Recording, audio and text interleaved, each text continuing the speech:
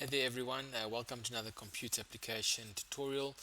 In this tutorial we are going to be taking a closer look on tables and trying to grow the knowledge that we already have from the previous video on tables and how we can customize them even further.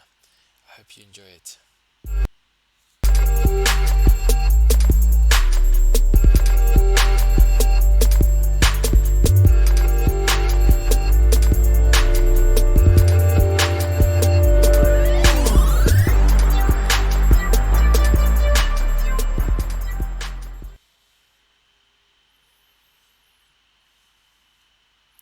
Alright, as the previous video started, as well with me jumping straight into the code, we're going to be doing the same thing. Over here you see the table similar to what we created in the previous video. I just made some adjustments so it would be easier to display it now in this video with the changes that I want to make to show you all these new attributes. What we're going to first start looking at is something called cell spacing.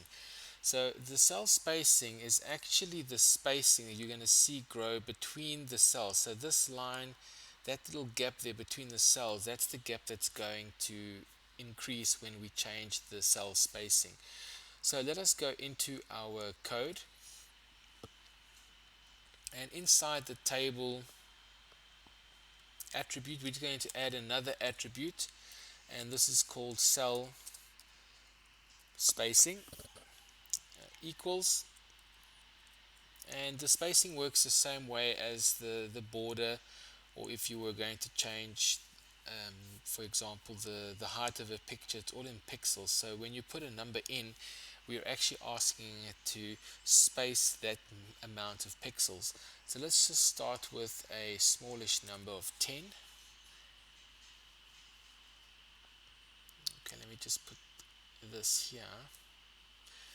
Okay, so you can see I just put cell spacing and I typed in the value of 10. I just saw the video was in the way. We're going to save it, Control and S, and now when we go into our browser, I want to zoom in first so we can have a good look at what's going to happen here. So the attribute I'm using is cell spacing, so you should see the gap between the cells increase. So focus over here while I refresh and watch, and there we can go. The gap between the cells has now gotten bigger, as you can see. So if the edge of the table is also part of the cell wall, you can see how that gap is increased, and the gap between the cells has also increased the same. Alright, so that there was cell spacing, and it's quite straightforward. It's the distance between the cells. Now what we're going to do is look at something called cell padding. Now if you think of those movies where the guys go to those how can I put it, asylums where they in straitjackets and they need to be kept in a room that's padded so that they don't hurt themselves. The padding on the wall, we can see it as the same way as cell padding. So it's the distance between the actual writing and the side of the cell. So it gives it a bit of space. Now in the room I mentioned, that's to stop the person from hurting themselves, but over here it just gives a bit of room and it doesn't look like the cell's right on top of the content. So cell padding is the distance between the content that's inside the cell and the wall of the cell. So let's have a look at how we can change that. Okay, so in our code we're going to go back into the opening table tag space, and I'm just going to add another attribute now, and this is going to be cell padding. What am I doing? Equals. Okay, and let's just give this a value of 10 as well. Control and S to save. And now what we're going to do is just zoom in, and over here as I refresh, pay attention to the cell and the distance from the cell to the actual writing inside the cell. Okay, can you see now this gap has opened up? Alright, so that there is called cell padding, and that's the padding between the content and the wall. Right, so those are the two attributes some of the times you guys can get confused with. I'm not too sure why, but hopefully this will help. The next one we're going to be looking at is, for example, if I wanted this top row to be merged. That's the terminology we use in Excel, and we say merge from A1 to C1, and then those three become one block. Now, unfortunately, that's not the same way we can interpret or at least think of it when it comes to HTML. When we put those together, we're not in fact putting them together. What we're doing is we're taking the first cell and we're stretching that cell across the three columns. So what's happening here is this cell doesn't merge with these, it actually stretches across. Now these two that are currently here, you'll notice something happens to them, and we're going to need to delete them once we're done with this code. So let's have a look at what we're going to do there. Now we can't put that into the table tag because we want to span a specific cell. The one we were talking about was this A1 here. And what I want to do is I want to stretch it that it spans across the three columns at the top. The one it's in, the one next to it, and then run right at the end. So the three columns, that's the span. So we're going to call it colspan because it's going to go across the columns. Equals, and now the default value, it's already set to 1. So it is across one of the columns, it's the one it's in. So now because we wanted to go from the column it's in across the other two as well, it's 3 in total. So we're going to put a 3, and we're going to Control S to save, and down to the browser. Alright, so again I'm going to zoom in just so that we can see what's going to happen. Focus your attention at the top here. And as you can see, A1 has now spanned across the three columns. It has not joined with B1 and C1. What's happened is B1 and C1 have been pushed out the side, and they're no longer in line with column B and column C, because that's where column B and C are. So what we need to do is actually remove these two cells from our code. Alright, so what I'm going to do here is go to that data cell and that one and remove them, Control and S, and now it's going to look similar to what we would expect it to look if we were doing something similar to this in Excel. Alright, there we go.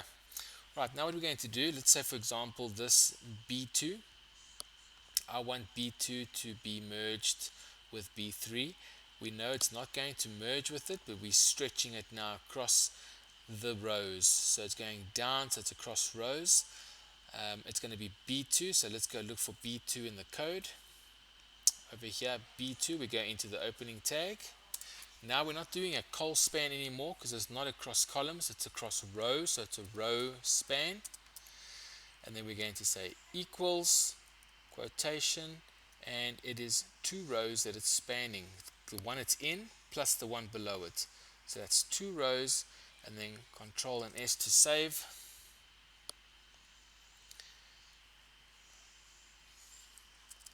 Alright, so pay attention to what happens here now.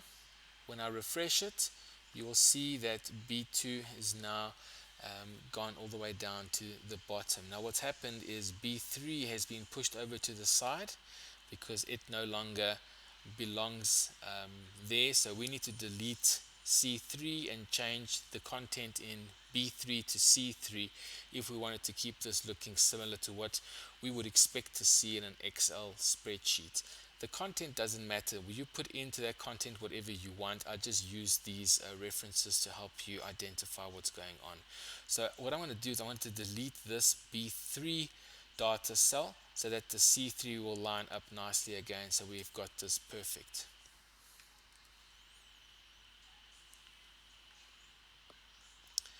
Okay, so we've stretched that across. What I need to do now is go into the bottom row, and this is the B3 now that has gone pushed into the place of C3, and that has caused a bit of a problem. So like that now, when I save it and we go back to view our page, we will see that it now is looking perfect. Alright guys, so that is the last bit of work you really need to know about tables. I just want to show you how you can color the backgrounds a little bit, and also change a few other little things within the table to make it look whichever way you feel you want to style it. So if you want to change the font colors, you can add that. So I just want to show you a few little extra things while we're busy with this video. Okay, so if I want to change the color of the background of the whole table, I need to go into the table tags. There's quite a few already happening here. So we're going to go to the end of that, space, bg color equals, and let's go for an awful ugly color, yellow. Alright, so I've saved it.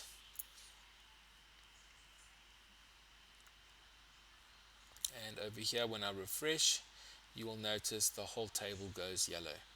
Now what we're going to do, let's just say for example I want the top row, so I'm going to go to the first row, which is this one here, and I want that whole top row to be a specific color. So I'm going to put space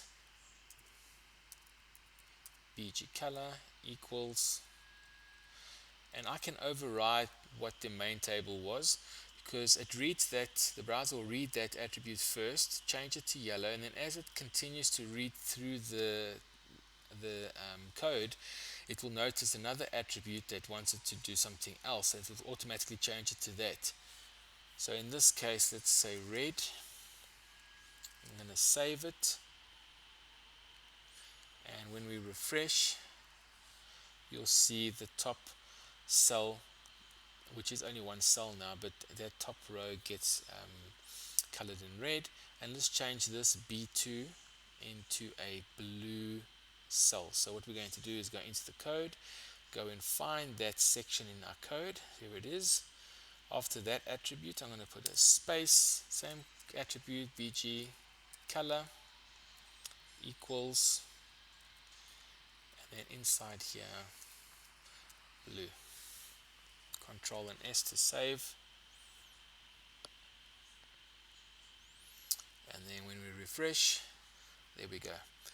Alright, so creating tables is quite useful, and it's always nice to have a table in order to lay out certain content that really requires to be in a table. Also, if you don't know CSS and you don't know how to use divs, which is something that I haven't showed you, and it's not something that comes up in the CAT curriculum, you can use tables to actually lay out your entire page, and it's a very useful tool to grasp. So guys, keep practicing that,